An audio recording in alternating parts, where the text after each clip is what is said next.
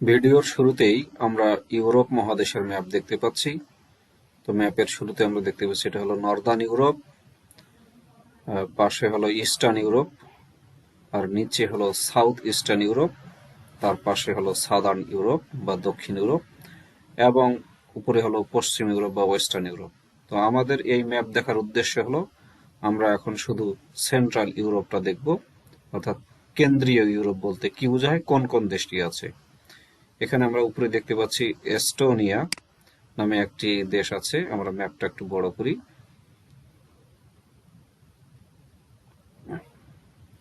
প্রথম দেশটি হলো এস্তোনিয়া।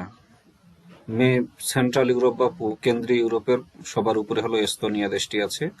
তার নিচে হলো লাটভিয়া, তার নিচে হলো লিথুয়ানিয়া। অর্থাৎ এখানে সেন্ট্রাল ইউরোপের তিনটি দেশ উপর দিকে আছে, সেটা হলো তিনটি দেশ: এস্তোনিয়া, লাটভিয়া এবং লিথুনিয়া। এরপরে দেখি আর কোন কোন দেশ আমাদের সেন্ট্রাল ইউরোপে আছে। তো ম্যাপটা আমি আর একটু জুম করে বড় করার চেষ্টা করি। এখানে আমরা দেখতে পাচ্ছি এটা হলো সেন্ট্রাল ইউরোপ। সেন্ট্রাল ইউরোপে তাহলে আরেকটা দেশ হলো পোল্যান্ড। পোল্যান্ড হলো সেন্ট্রাল ইউরোপের মধ্যে। তার বাম দিকে গেলে জার্মানি পাবো। এই জার্মানি দেশটি হলো সেন্ট্রাল ইউরোপের মধ্যে।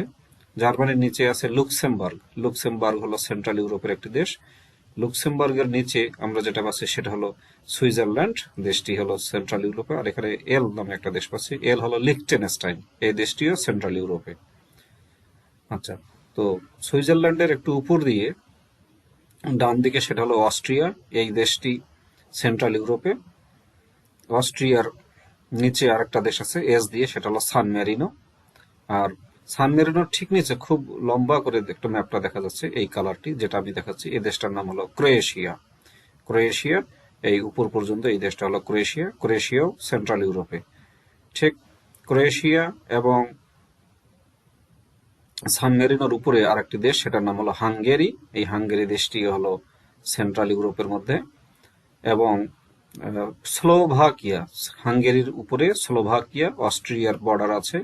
এটা স্লোভাকিয়া দেশটি আছে। পাশে উপরে আবার পোল্যান্ড আছে। আচ্ছা, তার পাশে আমরা দেখছি চেকিয়া। এই চেকিয়া বলতে চেক রিপাবলিককে চেকিয়া বলা হয়। চেক রিপাবলিক দেশটিও সেন্ট্রাল ইউরোপ বা মূল ইউরোপের অংশ।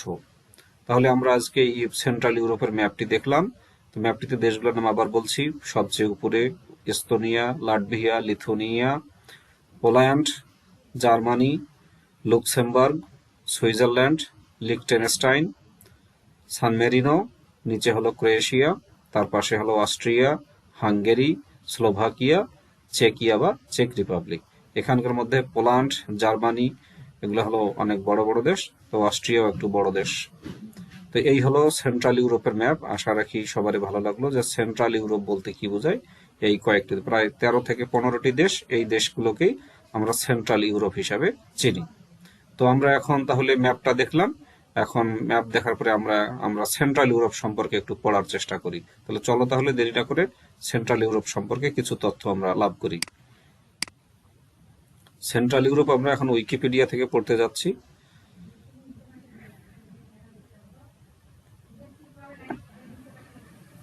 সেন্ট্রাল ইউরোপের এই যে central Europe is an area of Europe between western Europe and eastern Europe. অর্থাৎ পূর্ব ইউরোপ এবং পশ্চিম ইউরোপের মাঝে ইউরোপের একটি এলাকা, এটাকে বলা হয় সেন্ট্রাল ইউরোপ বা কেন্দ্রীয় Europe. Based on a common historical, social and cultural identity. অর্থাৎ নির্দিষ্ট একটা সাংস্কৃতিক পরিচয়, সামাজিক এবং ঐতিহাসিক ভিত্তির উপর তৈরি করেই এই সেন্ট্রাল ইউরোপ নামটি পরিচিত। The 30 Years' War between Catholicism and Protestantism was a significant shaping process in the history of Central Europe. অর্থাৎ এই সেন্ট্রাল ইউরোপের ইতিহাসে 30 বছরের যুদ্ধ, ক্যাথলিসিজম এবং প্রোটেস্টানিজমের মধ্যে 30 বছরের যে ঐতিহাসিক যুদ্ধ, সেই যুদ্ধটি সেন্ট্রাল ইউরোপ তৈরিতে একটা গুরুত্বপূর্ণ প্রক্রিয়া তৈরি করেছে। The concept of Central Europe appeared in the 19th century. অর্থাৎ 19বিংশ শতকে এই সেন্ট্রাল ইউরোপ বা মূল ইউরোপ নামে শব্দটি আমাদের সামনে আবির্ভূত হয়। অর্থাৎ 19 শতকের পূর্বে সেন্ট্রাল ইউরোপ নামে কোনো নাম ছিল না, সেটাকে আমরা সম্পূর্ণভাবে ইউরোপ বলতাম। Central Europe comprised most of the territories of the Holy Roman Empire and those belonging to the two neighboring kingdoms to the east, Poland and Hungary. অর্থাৎ সেন্ট্রাল ইউরোপ বলতে হোলি রোমান এম্পায়ারের অধিকাংশ এলাকাকেই বোঝায়, যেটা ওই সময় দুইটা প্রতিবেশী রাজ্য, একটা পূর্বে হলো পোল্যান্ড এবং হাঙ্গেরি, অর্থাৎ পোল্যান্ড এবং হাঙ্গেরির অধিকাংশ এলাকায় যেটা হোলি রোমান সাম্রাজ্যের অন্তর্ভুক্ত ছিল, সেটাকেই আমরা মূলত সেন্ট্রাল ইউরোপ নামে বলি।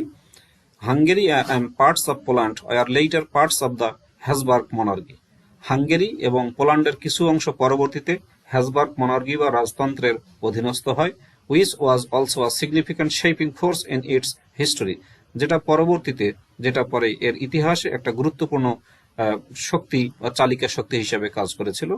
Unlike their Western European counterparts, few Central European states had any overseas colonies due to their central location and other factors. অর্থাৎ তাদের পশ্চিম ইউরোপের অন্যান্য সহযোগীদের থেকে একটু ভিন্ন কিছু সেন্ট্রাল ইউরোপের দেশগুলো তাদের কিছু বাইরের দেশের কলোনি বা উপনিবেশ ছিল, তাদের এর কারণ ছিল তারা তাদের মূল সেন্ট্রাল লোকেশন, অর্থাৎ তারা মূল এলাকায় অবস্থান করছে, এবং অন্যান্য কারণ ছিল। For example, it has been often cited that, এটা প্রায়ই উল্লেখ করা হয়েছে যে one of the contributing factors for the cause of World War I and later World War II were Germany's perceived lack of overseas colonies. তো উদাহরণস্বরূপ প্রায়ই এটা লক্ষ্য করা উদ্ধৃত হয়েছে যে এই প্রথম বিশ্বযুদ্ধ এবং পরবর্তীতে দ্বিতীয় বিশ্বযুদ্ধের যে অন্যতম গুরুত্বপূর্ণ কারণ, সেগুলো হলো জার্মানির জার্মানির যে বিদেশি বাইরের দেশের যে কলোনি বা উপনিবেশ ছিল, সেই কলোনিগুলোর অনুমিত অভাব থেকে এই জিনিসগুলো হয়েছিল। আফটার ওয়ার্ল্ড ওয়ার টু, দ্বিতীয় বিশ্বযুদ্ধের পরে, central Europe was divided by iron curtain, অর্থাৎ দ্বিতীয় বিশ্বযুদ্ধের পরে কেন্দ্রীয় ইউরোপটি আয়রন কার্টেইন বা লৌহ পর্দা দ্বারা বিভক্ত হয়ে যায়, as agreed by the world powers including the US, Britain, Russia at the Yalta conference. অর্থাৎ ইয়েল্টা কনফারেন্সে রাশিয়া, ব্রিটেন এবং আমেরিকার এই যে শক্তিগুলো, বিশ্ব শক্তির যে চুক্তি, সেই চুক্তিতে আয়রন কার্টেন দ্বারা, লৌহ পর্দা দ্বারা সেন্ট্রাল ইউরোপকে বিভক্ত করা হয়। And later on, at the Potsdam Conference the same year, into two parts, either associated with the so-called West and then the so-called East or Eastern Europe, Eastern Bloc. অর্থাৎ পরবর্তীতে পোস্টডাম কনফারেন্সে একই বছর দুই ভাগে বিভক্ত হয়ে সেটা তথাকথিত পূর্ব এবং পশ্চিম ইউরোপ বা পশ্চিম ব্লকে বিভক্ত হয়ে যায়। The Berlin Wall was one of the most visible symbols of these artificial and forced divisions. এই কৃত্রিম এবং বলপ্রয়োগকৃত বিভক্তির একটা দৃশ্যমান প্রতীক হলো বার্লিন ওয়াল বা বার্লিন দেয়াল। Specifically, it was Stalin who wanted the creation of Eastern Europe as the Soviet sphere of influence in Central and Eastern Europe, starting with Poland, in order to provide the Soviet Union with a geopolitical buffer zone between it and the Western capitalist world. অর্থাৎ আমরা যদি নির্দিষ্ট করে বলি, তাহলে এই পশ্চিম কেন্দ্রীয় ইউরোপের যে বিভক্তি, সেটা দৃশ্যমান বিভক্তি হলো বার্লিন দেয়াল বা বার্লিন প্রাচীর। আর সুনির্দিষ্টভাবে বলতে গেলে শুধুমাত্র স্ট্যালিনে চেয়েছিলেন যে পূর্ব ইউরোপের তৈরি হোক, যেখানে সোভিয়েত রাশিয়া তার কেন্দ্রীয় ইউরোপ এবং পূর্ব ইউরোপে তাদের প্রভাব বিস্তার করতে পারবে, যেটার শুরু হয়েছিল পোল্যান্ড, যে দেশটি আমরা দেখতে পাচ্ছি সেই পোল্যান্ড দিয়ে। এর উদ্দেশ্য ছিল সোভিয়েত ইউনিয়ন যাতে পশ্চিমা পুঁজিবাদী দেশগুলোর মাঝে এবং রাশিয়ার মাঝে বা সোভিয়েত ইউনিয়নের মাঝে একটা ভূ রাজনৈতিক একটা বাফার জোন তৈরি করতে পারে, সেই উদ্দেশ্যে স্ট্যালিন এটা চেয়েছিলেন যে এটা তৈরি হোক। Central Europe began a strategic awakening, see Central European defense cooperation in the late 20th and early 21st century, with initiatives such as the Central European Initiatives, CEE, CEI, Centrop and Visegrad 4 Group. অর্থাৎ একটু সুনির্দিষ্ট করে বলতে গেলে বিংশ শতাব্দীর শেষের দিকে এবং একবিংশ শতাব্দীর শুরুতে কেন্দ্রীয় ইউরোপ একটা কৌশলগত জাগরণ চালু করে, যার কিছু উদ্যোগ ছিল। উদ্যোগগুলোর মধ্যে হলো Central European Initiative, Centrope and Visegrad four group. This awakening was triggered by writers and other intellectuals who recognized the societal paralysis of decaying dictatorship and felt compelled to speak up against the Soviet oppression. তো এই যে জাগরণ, সেই জাগরণটা ঘটেছিল, triggered হয়েছিল বা ঘটেছিল কিছু লেখকের দ্বারা এবং আরো কিছু বুদ্ধিজীবীদের দ্বারা, যারা সেই সময়ের সামাজিক প্যারালাইসিস বা পক্ষাঘাতকে শনাক্ত করেছিলেন, যেখানে ছিল ক্ষয়িষ্ণু ডিক্টেটরশিপ বা একনায়কতন্ত্র, অর্থাৎ একনায়কতন্ত্র প্রভাব কমে যাচ্ছিল এবং তারা সবাই সোভিয়েত অপারেশন বা সোভিয়েত ইউনিয়নের নির্যাতনের বিরুদ্ধে সবাই কথা বলতে বাধ্য হয়েছিল। Although several Central European countries continue to show some socio-economic disparities, যদিও কয়েকটি কেন্দ্রীয় ইউরোপীয় দেশ কিছু আর্থসামাজিক বৈষম্য দেখিয়ে যেতেই যাচ্ছিলেন, the progress over the past 3 decades, তার আগের প্রায় 3 দশকের উন্নতি, হ্যাজ বিন রিমার্কেবল, খুবই স্মরণীয় হয়ে গেছে।